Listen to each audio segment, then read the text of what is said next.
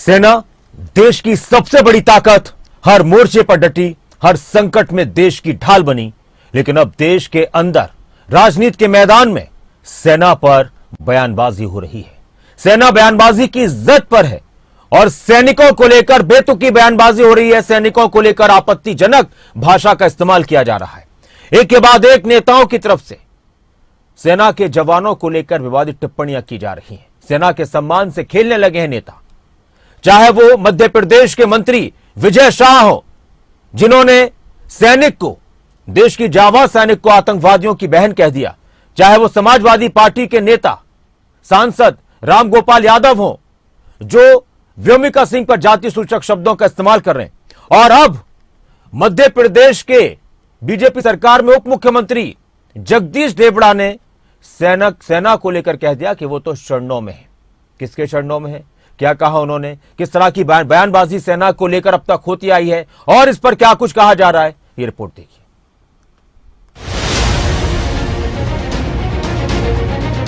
जिस सेना ने पाकिस्तान के आतंकी अड्डों को तबाह कर दिया, जिस सेना ने ऑपरेशन सिंदूर के जरिए देश का सीना गर्व से चौड़ा कर दिया, आखिर उस सेना की गरिमा पर सवाल क्यों? सेना पर फिर बिगड़े बोल, नेता कब समझेंगे मर्यादा की भाषा? जाबाजों पर राजनीति क्यों?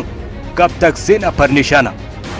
सेना देश की सबसे बड़ी ताकत, जो हर मोर्चे पर डटी है, लेकिन देश के भीतर सियासत के मैदान में अब उसी सेना को बयानबाजी का निशाना बनाया जा रहा है।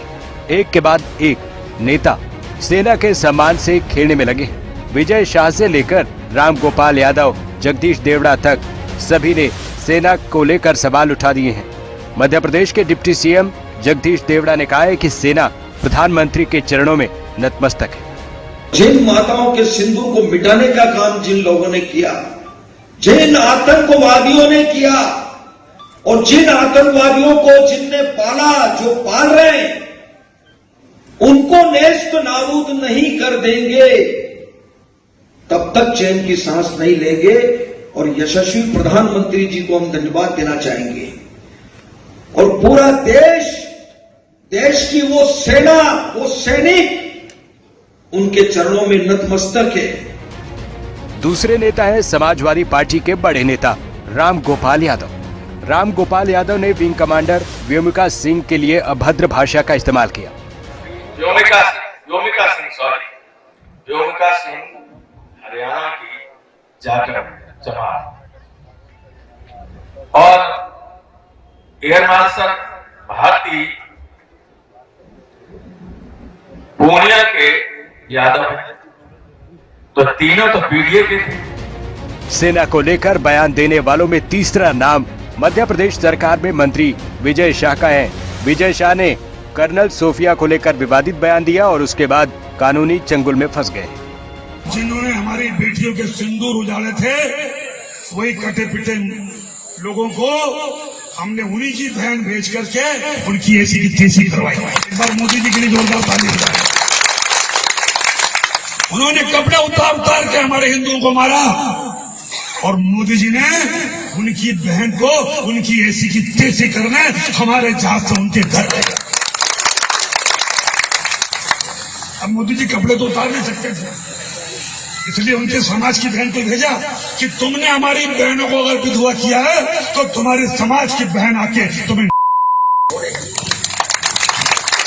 देश का सम्मान, मान सम्मान और हमारी बहनों का सुहाग का बदला तुम्हारी जाति की, समाज की बहनों को पाकिस्तान भेजकर अगर कोई ले सकता है। और उन्होंने कहा था घर में घुस के मालूम, घर में। मैंने कहा ना आपको कि जो घटना हुई, मैं उस दिन से विचलित हूं और पूरा मेरा बैकग्राउंड मिलिट्री वाला रहा। मेरे परिवार में कई शहीद हुए, मिलिट्री में रहे। और उस दिन की घटना के बाद जहां हमारे हिंदू बहनों को उनके सामने उनके पिता, उनके पति, उनके बेटे के मांगों में, बहनों के मांगों से सिंदूर उजाड़ दिया गया। सोफिया बहन हमारी सगी बहन से बड़ी है, जिन्होंने राष्ट्र धर्म निभाते हुए जाति समाज से ऊपर जाके उन लोगों से बदला लिया। वो बहन हमारी सगी बहन से महत्वपूर्ण है।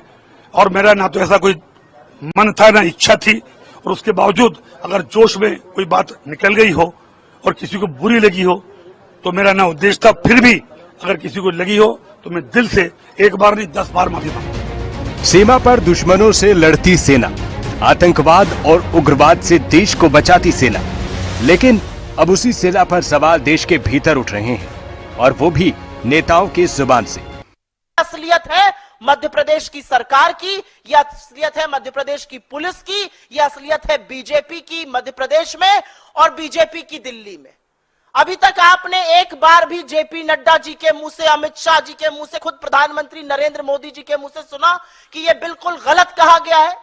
अभी तक बीजेपी के किसी भी नेता ने आके कहा जगदीश देवड़ा और विजय शाह जैसे लोगों की सभ्य समाज में कोई जगह नहीं है, सरकार तो बहुत दूर की बात है।